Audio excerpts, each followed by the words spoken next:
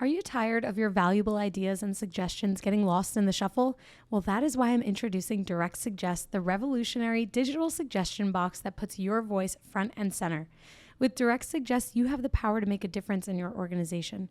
Direct Suggest provides value to organizations in various industries worldwide, including notable brands like Comcast, TD Bank, and Nokia. And here's the best part. Direct Suggest only costs 50 cents per employee per month, making it an affordable solution for businesses of all sizes. Plus, they have an incredibly high ROI and savings potential with an average 33 times return on investment. The implementation process is also a breeze. Once committed, setting up Direct Suggest from start to finish can be completed in as quickly as a week or less. Don't let your ideas or your team's ideas go unnoticed. Visit directsuggest.com today and start by making a difference with Direct Suggest. Use the promo code HUMANHR for your extended 60-day free trial. Again, visit directsuggest.com to learn more, and remember to use promo code HUMANHR for an extended free trial.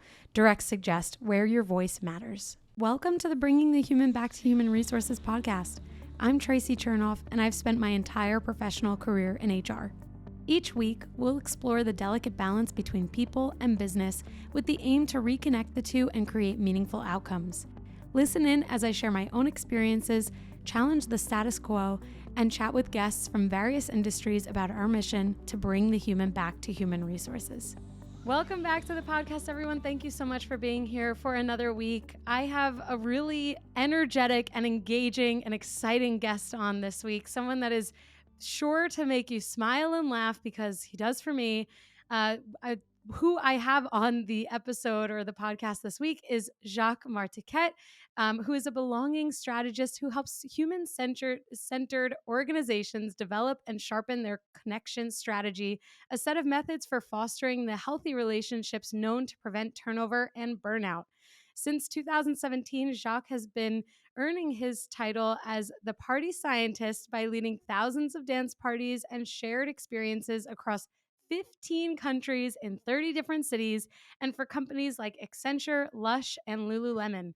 Jacques is on a public health mission to transform how the West socializes. Jacques, welcome to the podcast. Woohoo! Really needed that ego boost this morning.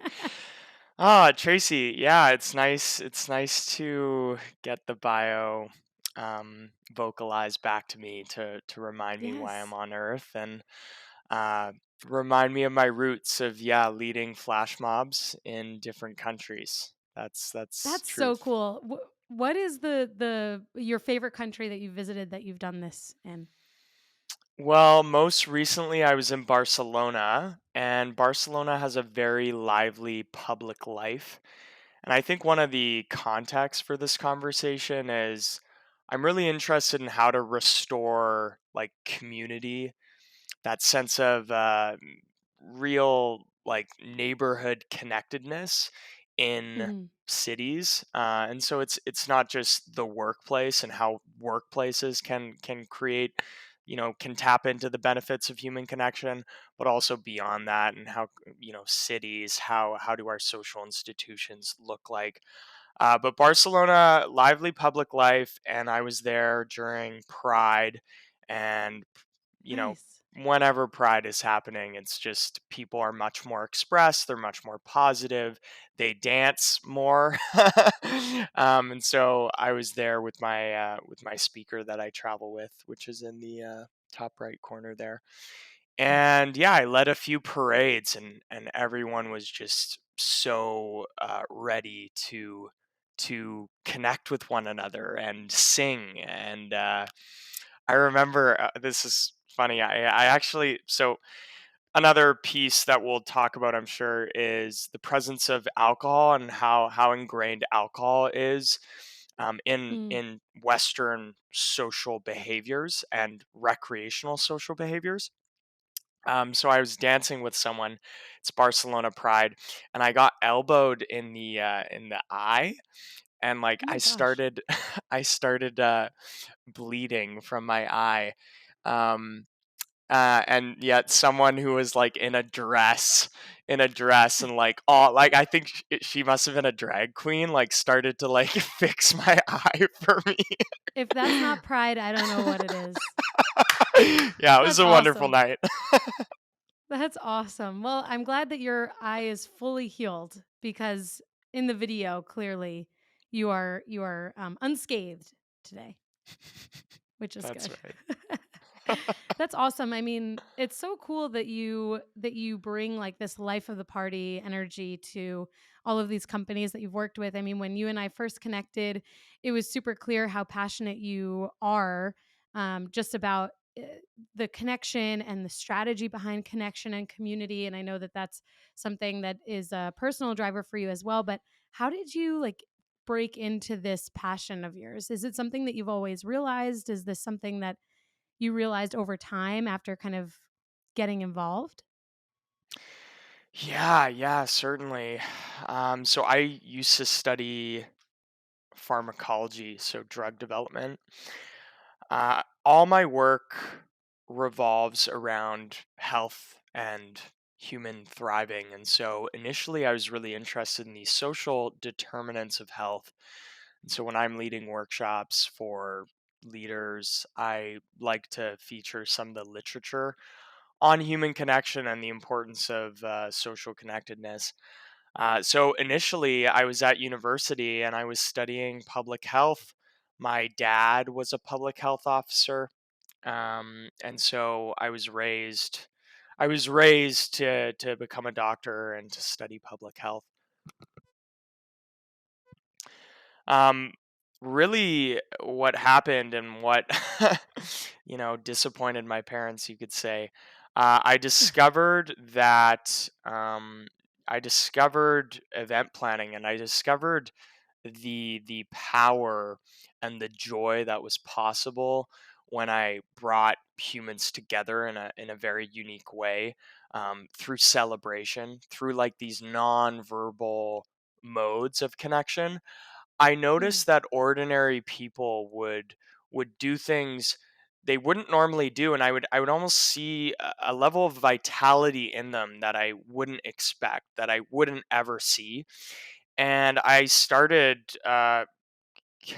was really addicted to this, witnessing people who normally were quite low energy and shy. I loved seeing these people come alive and express themselves in a whole new way, and that became my high, and that was my mhm. language in the beginning, was how do we spread natural highs through human connection.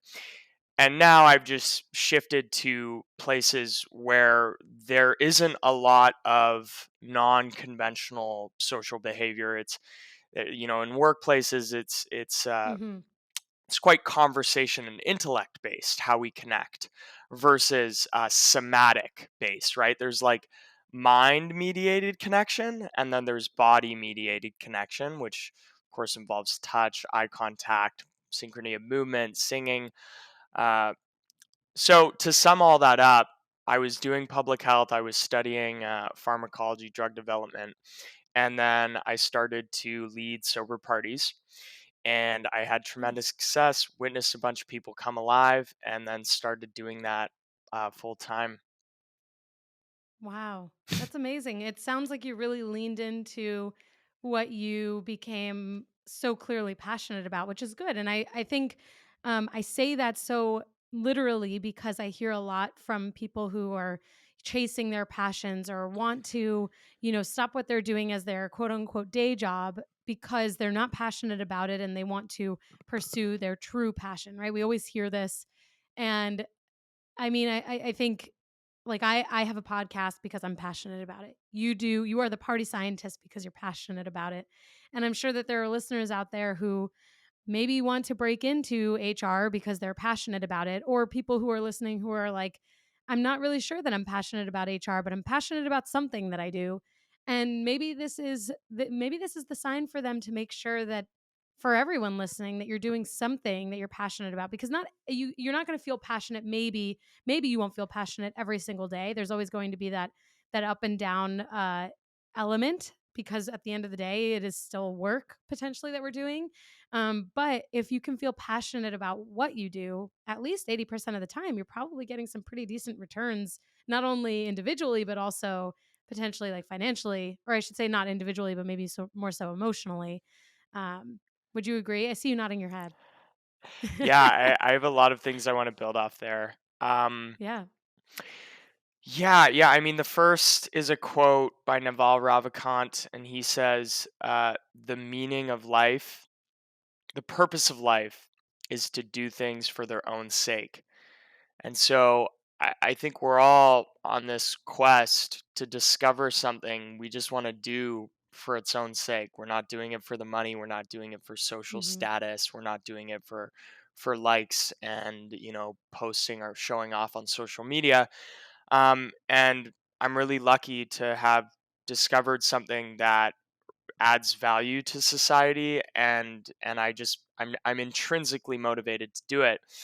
The other thing that I want to emphasize, and this is what I learned when I was on a globetrotting journey. When I was doing a lot of virtual sessions, I ended up living in Guatemala for 3 months, a big island of Wow. Hawaii, and then my trip ended in Barcelona. So, at that Pride event, um, I realized that it was less about what I was doing and where I was, and it was more about who I was with. And I've written about this on my blog. Um, I think that what's more important than what I'm doing is who I'm with and how I'm connecting with those people. And I want to emphasize the how. Um, like if we were to both do a little thought experiment and like imagine that we're maybe we're what is it called when pests in like a house. Let's say Okay. we are both Oh, hunting down cockroaches in oh some gosh. some area. God forbid. If you and I are on the same team and we don't pay attention to one another, and we don't have a playful dynamic, we can't make jokes about one another. um, let's say we're both really inhibited and we're trying to impress each other. We're pretentious, so we're not Hmm. being our authentic selves. Then that job's gonna suck. But if Hmm. we have cultivated playfulness and we have this psychological safety, so that we can maybe poke fun at each other, kind of, and we can uh, look in certain ways that aren't formal. Like when I'm dancing, as an example, I'm not looking professional. I'm not looking good. And Mm. that's, I think, one of the paradoxes of psychological safety is like, everyone's trying to look good, but if you Yeah. just stop trying to look good, it like relieves all the tension and everyone's, feels safer to take risks. So the Yeah. point is, Yeah. we could be a great team cleaning up the cockroaches, and we would have a lot of fun doing it, potentially because we've cultivated this relational intelligence, and we might be able to joke around and have fun.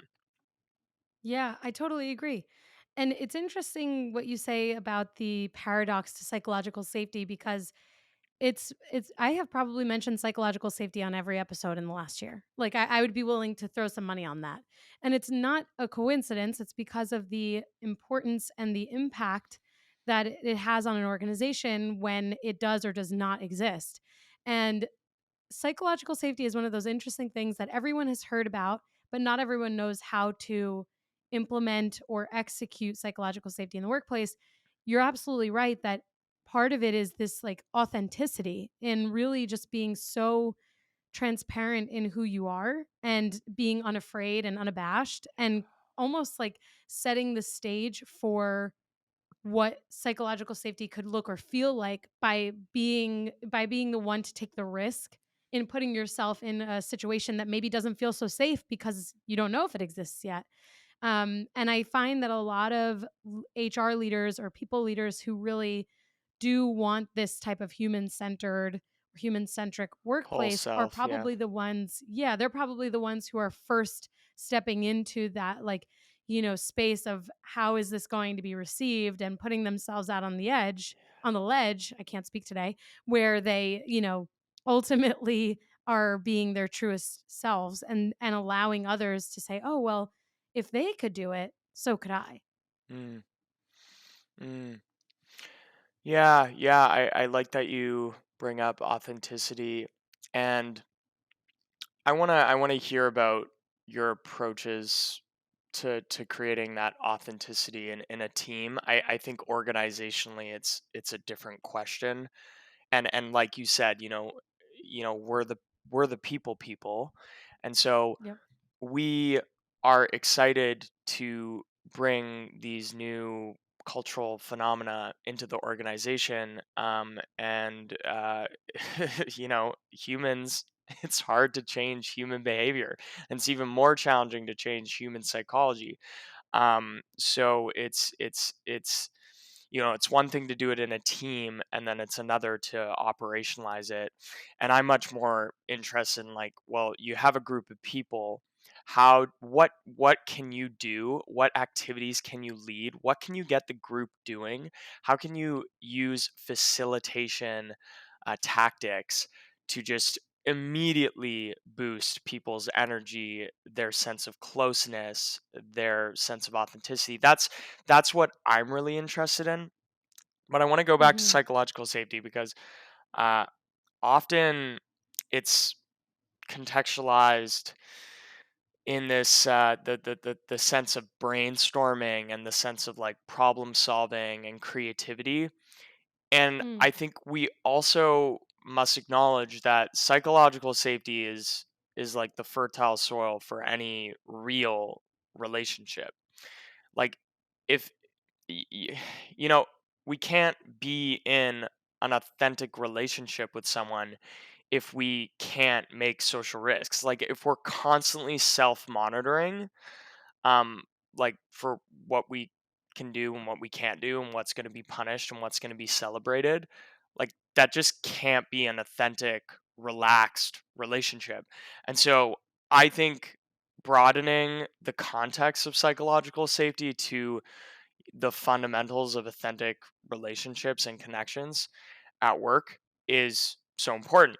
And it really just comes down to social risks, and social risks can look like publicly challenging a leader, within the organization, or a Hmm. social risk could be asking like a personal question to a colleague, or giving out like double high five, or being the Hmm. first one to maybe like initiating a huddle in your physical team at an offsite. Like, there's so many other forms of social risks. And one of them is just vulnerability, right? Revealing oneself. And Yeah. all of those social risks that I just described, those are just the authentic relationship building pieces. And then there's this whole other Amy Edmondson work, like, where we're challenging things, bringing up controversial ideas, and that's, I would say, a narrower context of psychological safety. Hmm. Yeah. It makes me think about how psychological safety can be derailed so quickly by one poor relationship damaging moment, and your discussion around the importance of relationships as being like this, you know, sharpening of a connection strategy, that everything kind of comes back down to how the relationships feel and are within between people and within an organization. It's just like one person can dismantle psychological safety. It just takes one person to create it as well. And I think in organizations, at least what I find is that some of the challenge in allowing employees to feel like their psychological safety comes down to this potentially like a top down approach in all those things that you mentioned, where psychological safety sometimes just sits in that contextual bucket of the logical piece of a workplace, and the competence and whatever else comes to mind there. But it to your point, it has to go beyond that context. But I do think that this is where there's a top down responsibility to create that, because so often there is this kind of, as you mentioned before, like putting on a show, looking good, giving everyone this appearance that you've got it all together. But when a leader shows, hey, I've messed up, or this is what I'm going through, and they kind of let their guard down and let people in to build relationships in that way, I mean, the bond between team members at that stage is much more strong and much easier to build on, I think. And I've spoken with leaders who don't believe that psychological safety is top down, but I think that this is one element of culture building where it really truly is, because why would someone who's earning $50,000 a year be the person to go out on the limb and, promote psychological safety by, letting their guard down when their, executive team potentially is not reciprocating or even welcoming that. So for those listening, I mean, many people listening are in leadership roles within HR or outside of HR. It can start with us. It's top down, but HR has such an influence on what that top down approach looks like Mm. throughout, different decision making mechanisms and things like that. Yeah, I really love that you're bringing these two into the conversation. And I think really what you're emphasizing is, and I talk a lot about this in when I teach facilitators, and also when I coach people on how to have more energizing human connections. And it's like, just be the first one to take the social risk. Like, be the first one to be Mhm. authentic, be the first one to reveal yourself. And so when leaders role model that, and I love that you emphasized role modeling, and revealing that we're imperfect. We're all Mhm. human. We all have this like monkey mind, and we all have trouble keeping our word, and we all have trouble maintaining our habits. And this is like the human experience that we're all sharing. And so when leaders reveal that and they become relatable, it can just and this is what I love to do this at every event and workshop. I just name that. I name that we're all human, we're all going to make mistakes, and I always role model social risks, and I poke fun at myself. Like, Mhm. I won't take myself seriously, in some cases. Of course I'll reinforce my credibility and my competence, but I'll also, laugh at my mistakes. And that is an ability I've cultivated over years of retreats and whatnot. So I think there's the role modeling piece, and I see that as, it's, and in my world, a facilitator and a group. That's the facilitator's impact on that group in a meeting. That's going to be a top down approach. It's also leadership to the rest of the organization. Yeah. And then I think the bottom up approach is, what can we do in our one on one connections with each other? What are those interactions happening outside of meetings? They're one on one. And that is also a place where psychological safety can be reinforced. And I want to just give the audience one tool called vulnerability loops. Have you heard of this concept? No, but I'm excited. Awesome. Yeah. So there's this other concept popularized by Gottman. He's the guy who came up with the four horsemen for like marital divorce Mhm. rates. Gottman, he's a famous guy within like marriage counseling.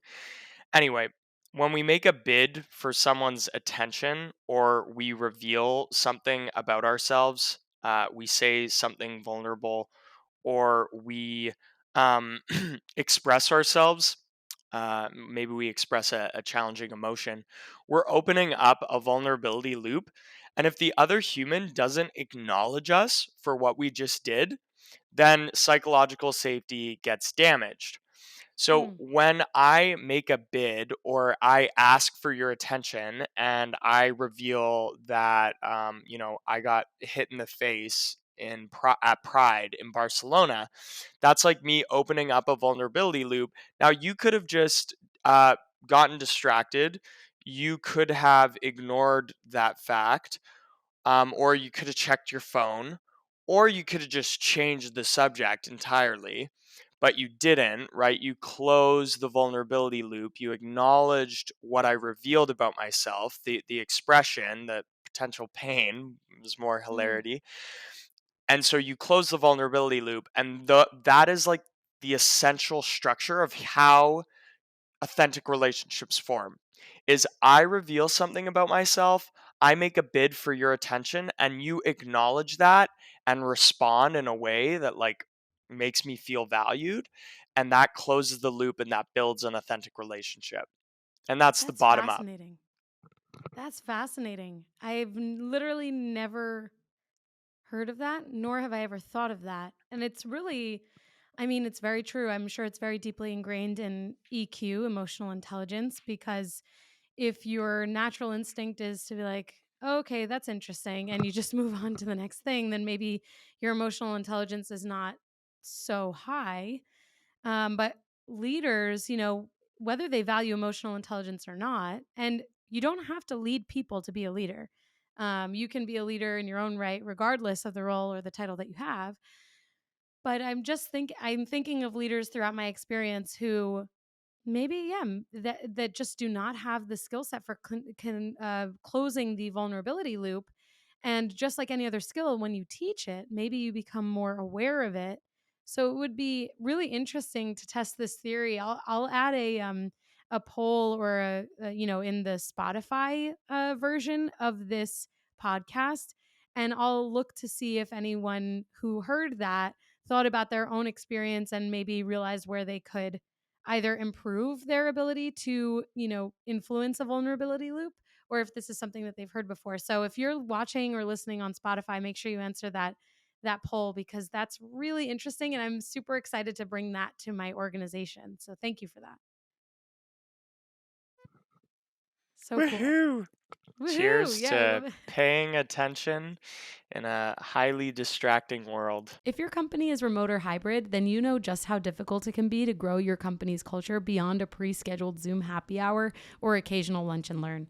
Well, this week's sponsor is here to solve that. They're called CultureBot.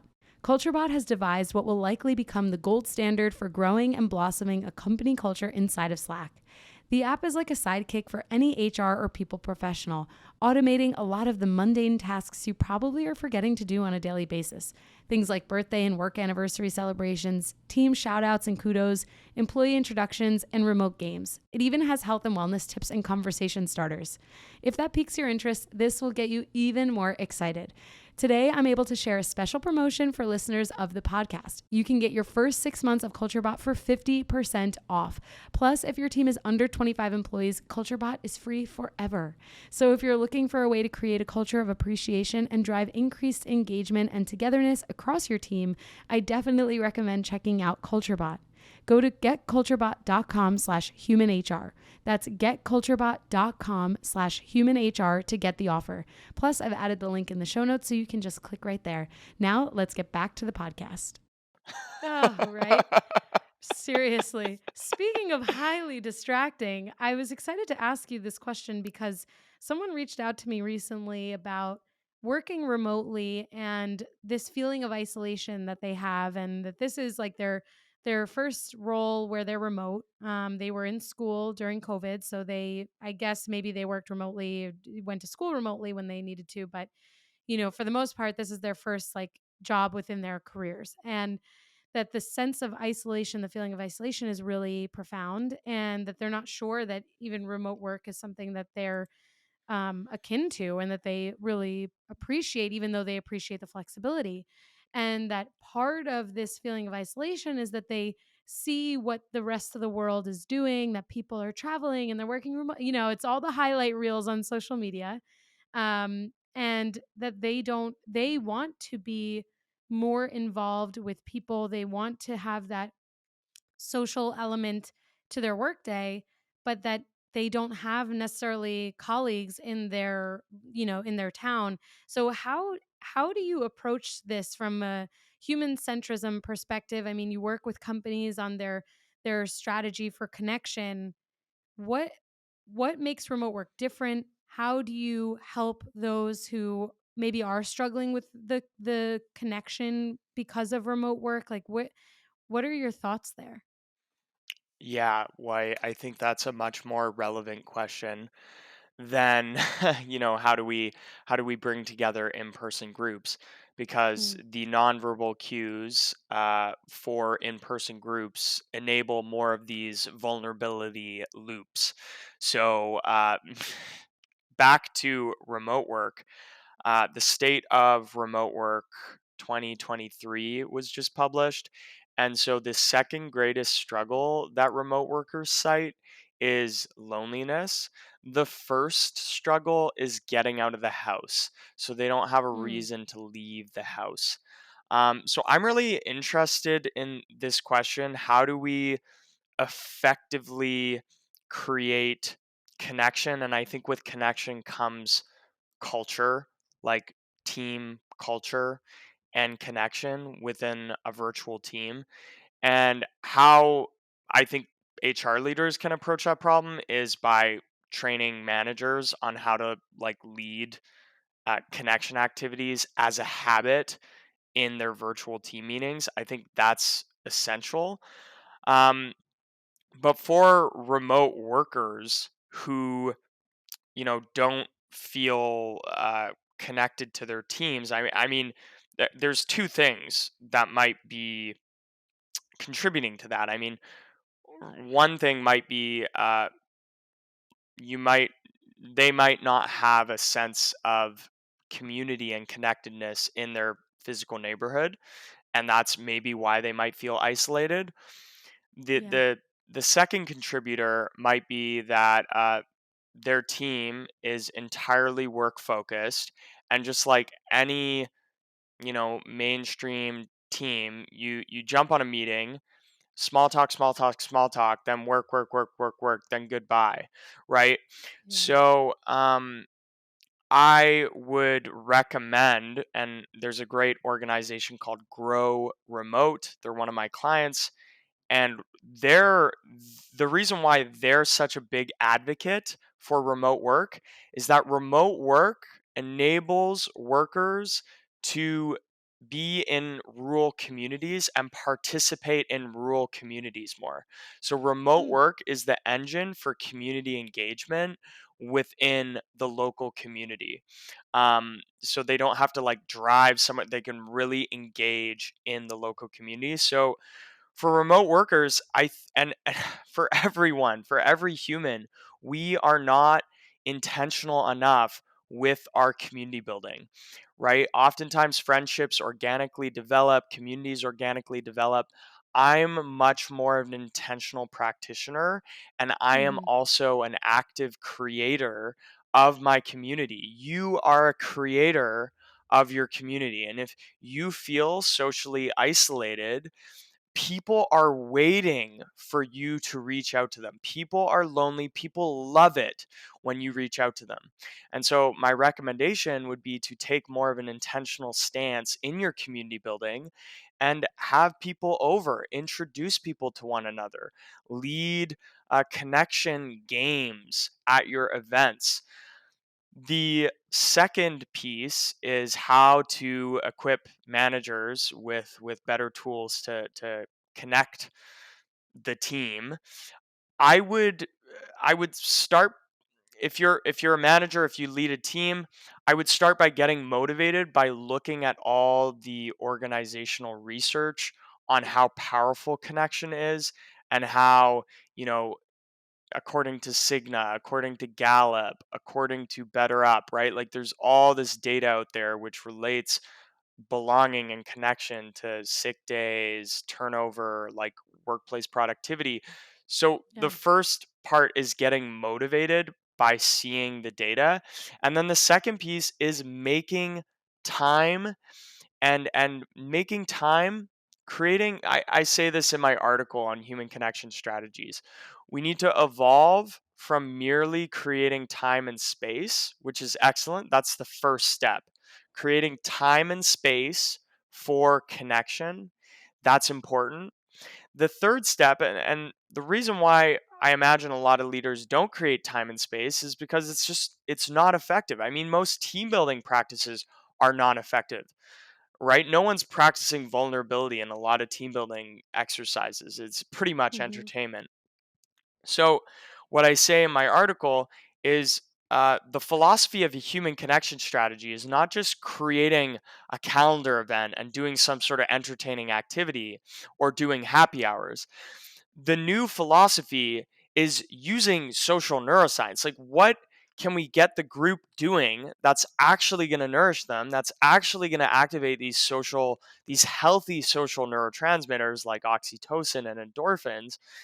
And so the structure, the structure for authentic social bonding is so important, and giving your managers the ability to create that structure is important. And let me say one last thing.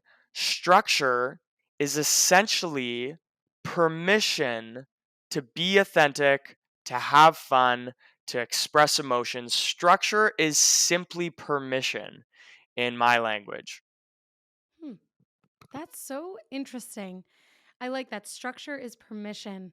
And I'm thinking about all of the emails and DMs that I get from those who really struggle in their environments, right? Like they're not having good experiences, or maybe they feel like they don't have the psychological safety, they don't have the connection.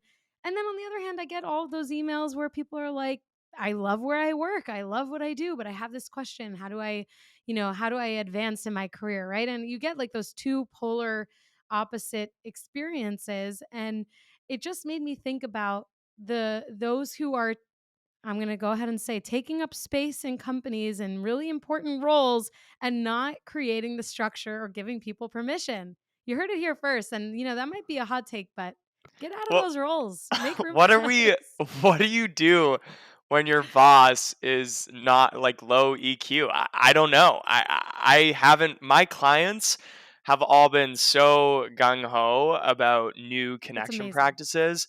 So I don't know, I think we gotta focus on this for a little. Like, if a manager does not prioritize connection, does not role model psychological safety, is very reserved and held back and refraining from bringing their whole self to work, how does someone on that team, like, I just I I'm clueless in this moment. Yeah, me too. I mean, it is the age old question of like, how do we operate in this way? Now, interestingly enough, I did an episode, I want to say it was probably last year, where I had a guest on who said that you don't have to have EQ to be high EQ to be successful, and that it depends on the role that you're in, it depends on the industry that you're in. And it really challenged my own beliefs, because I don't know that I was 100% on board until I really heard his thought process and examples that, for example, if someone's working in accounting, they're like, and they're not managing people and they're just like kind of plugging and placing numbers, like maybe they don't need high EQ in order to be successful in their role, which might be true. But if you're leading people, if you're dealing with, and dealing with, I'm saying this, it sounds maybe a little bit cynical. I don't mean it to sound that way, but if you're dealing with people, you've got people to answer to on your team. At some point you do have to have EQ that is not low. Maybe it's not the highest EQ on the team, but you have to be willing to set your own feelings aside and listen and respond and act based on feedback that you get, based on what the team needs, because it always comes back to like situational awareness too. Like, not every single person is going to respond or act the same way, or respond to feedback or receive feedback the same way. So you can't lead people the same way. You have to have situational awareness. Yeah, I love that. And the last part of what you just said, I was thinking about neurodiversity, and Mm, everyone's neurodiverse, and EQ is a part of that neurodiversity. And EQ does help managers lead their teams, motivate people, right? Like right. empathy and relational intelligence and understanding, the cues for when a vulnerability loop has opened. That's all super important. Um, Yeah. and so, yeah, what I'm kind of still curious about, and I'm just coming back to this question about, just people who don't have some of these skills and who are just burning out their team and exploiting their team. I mean, and this is how a lot of corporations work. I mean, this is the legal structure of a corporation, is to squeeze like as much out Yeah. like of Yeah. their Juice people as us. possible. Yeah. And so I think that yes, you can be successful as a manager, if that's what's rewarded within your company. Like if Right. authentic connection is not rewarded and work is rewarded, and your team is just filled with people who are motivated by money, and that's all they want to do, they just want to work as hard as possible, get their money, and then get the hell out of that company, then it's very different. That's a very different culture, and I would not work with a company like that. Like, they're not going to care about Yeah. connection, versus a company that has more of a long term perspective, that well-being.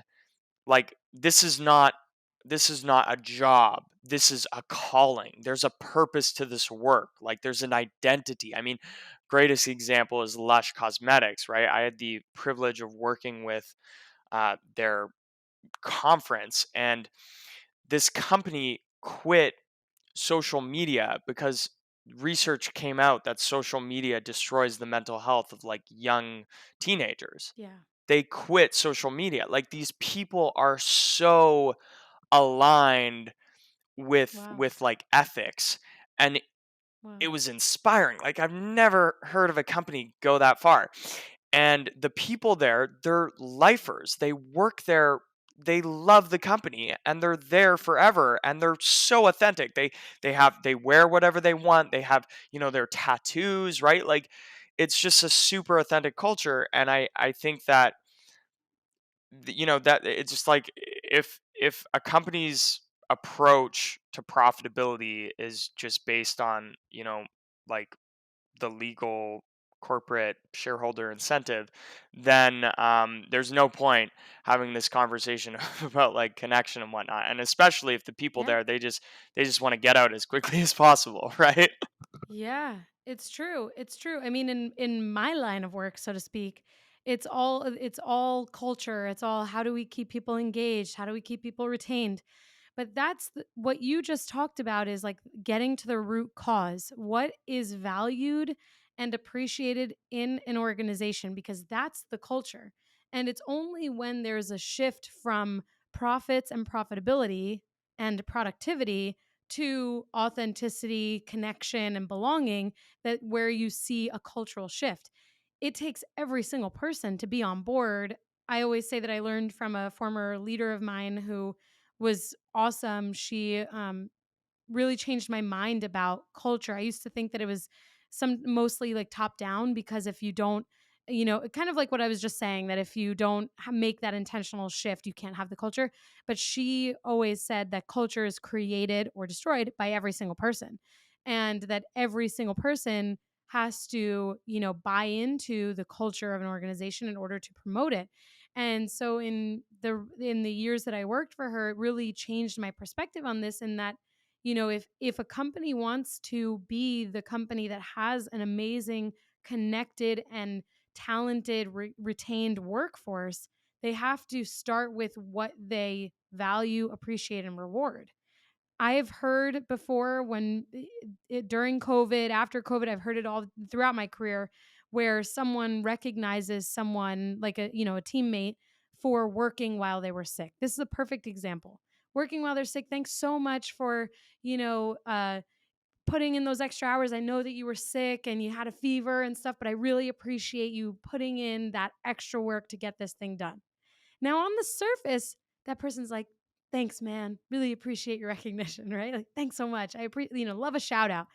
But deep down, what that does is it it asserts the importance that the company values you working until there's nothing left to get something done, where your health doesn't matter, because what the outcome was more important. It might not be the goal of that person recognizing that, but that is the subliminal, and to me not so subtle, result of recognize. So this is like a probably the best example that I could give of where a company might think that they value connection and belonging, but if they say or do something like that, actually they don't. Yeah, Mic drop. well said. I think the essence of what you're saying is, yeah, to evaluate the culture of a company, just look at what behaviors are rewarded, Right. Yeah. right? Period. Yeah. On this topic of culture, I want to just bring this back to human connection strategy. So I got a quote from one of the executives at Lush, and their whole approach to like positive human connection at work is just attracting the right people who already have the shared values, and they just naturally connect super well. Hmm. So for Lush, connection begins with shared values.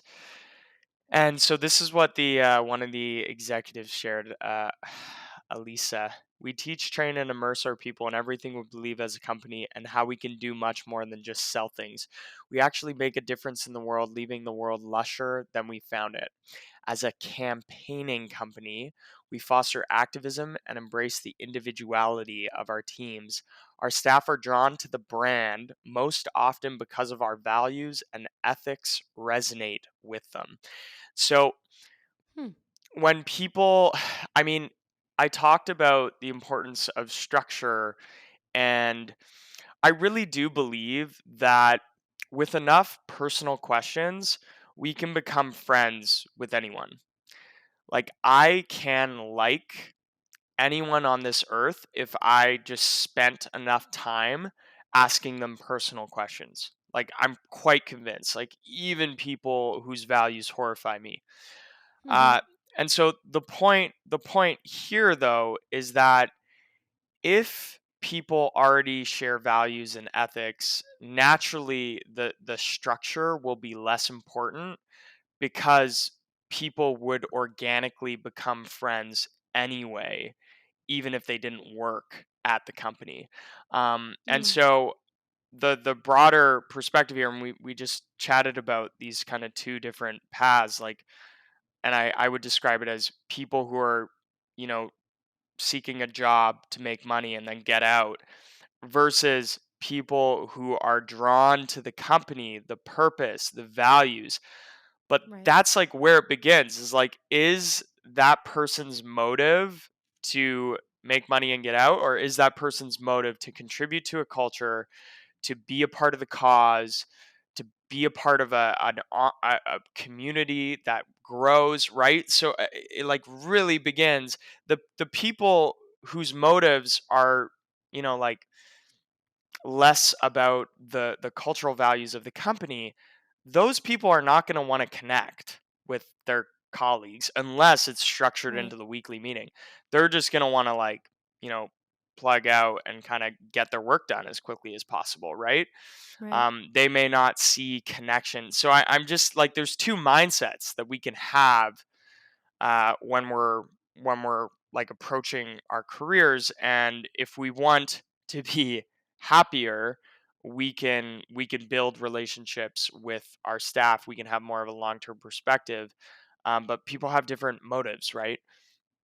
Yeah. It's true. I think it's all just really compelling information and hearing about just like the insights that you've had working with these companies. And even you've mentioned a few times that you work with companies that value these things. I mean, I think it really demonstrates how you perpetuate what you're saying and that you really put action behind your thought process, that you're working with companies that actually live and breathe the mantras that you really believe in and the passions that you have. Because I'm sure that if you were to getting an inquiry from a company that didn't feel that way or didn't prioritize human connection, that you would be in a room or virtually with a group of people who don't have that connection to the values that you have, that the organization wants to have. I mean, certainly I think organizations can change. I think that if a company really wants to go from, productivity first to belonging and connection first, they can, because I don't think that you have to pick one over the other. It just depends on what you're leading with. If you lead with connection and belonging, I've always said that you focus on the team, you don't have to ever think about your profits, because people will get you the outcome that you want. You just have to focus on how you connect them and how you make them feel good when they're at work for sometimes more than 40 hours a week. So I really appreciate just the insight that you've brought to this episode and the passion that you have around helping honestly make the world a better place, because the more connected that we feel with one another at work, which we tend to spend more time at work than anywhere else, the better people feel, and the better people feel, the nicer they are to other people. And it kind of just spreads in a wonderful way. So thank you so much for sharing everything. And before I take us out here, I know you probably want to say something. I see. Let's do a final recommendation each Yeah, let's do it. at the end of this podcast. So I I have a quote here, and I'm gonna give you two tools. So in any group that you're leading, whether it's a meeting, whether it's a dinner party, whether it's your book club, this is a great philosophy to create deeper, more authentic connections. So I want to just contrast again the prevalent philosophy for like a human connection strategy is if we just create the space in time and in physical, our people will forge deep relationships naturally. So that's the prevalent philosophy. Now the philosophy that I recommend is create the guide rails that encourage and facilitate deeper interactions while giving people the freedom to choose their own level of vulnerability. All right. Hmm. So that's my philosophy. Now, the best way to create the guide rails is, informed by this quote: the quality of the questions predicts the quality of the connection. And so, giving people questions that are interesting and personal, giving people those questions to ask one another in the form of a connection snack or, a breakout room, that's how leaders can start to really create those guide rails, is by equipping people with better questions to ask one another. I love that. Thank you for sharing that. Honestly, it's a really simple way to create more connection. And for all of us in HR, I mean, this is something hopefully we're all passionate about. And I think it's a good takeaway for everyone to go into the rest of their week with and really think about. Noodle on it. Noodle on it. Well, Jacques, thank you so much for being on the podcast. Before I let you go, why don't you tell everyone where they can find you and learn more about just your whole ethos? Yeah, thepartyscientist.com is the home of my podcast and blog about facilitating deeper connection in groups. Love it. Thank you so much for joining the podcast and for sharing your wisdom with us. I really appreciate it. Woo! Hey, just before you go, don't forget to subscribe to this show so that you are the first to hear when an episode drops each week. And maybe leave a 5-star review and a comment about how much you loved this episode. Plus, if you have someone in mind who would really enjoy this episode, make sure you share it with them. Thank you so much for tuning in, and I will see you next week.